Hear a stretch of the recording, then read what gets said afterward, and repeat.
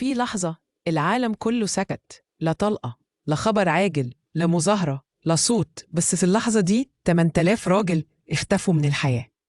في مدينة كانت تحت حماية الأمم المتحدة اتحولت في 3 أيام لمقبرة جماعية، واللي حصل فيها لحد النهاردة العالم مش عايز حد يبصله في عينه. هات خربوش الشاي الجميل بتاعك واقفل الباب كويس، عشان اللي هتسمعه دلوقتي مش حكاية تاريخ، دي صرخة لسه بتدوي من 29 سنة.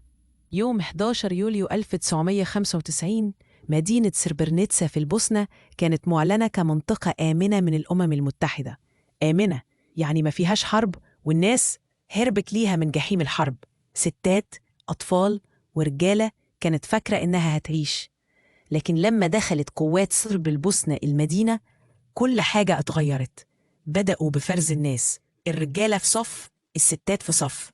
اللي حصل بعدها في 8000 راجل وصبي من سن 12 ل 77 سنة اتسحبوا واحد ورا التاني، وفي خلال 3 أيام اتقتلوا كلهم.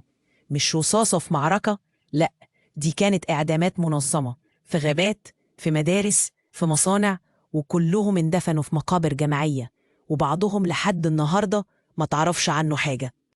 الأفظع من كده إن كل ده اتعمل والأمم المتحدة هناك شايفة كل حاجة، شايفة الرجالة بتتسحب والستات بتصرخ، بس ما عملتش حاجة ولا حاجة. حرفياً العالم سكت والناس ماتت، والحقيقة إن الصمت ده كان أبرد من الموت نفسه.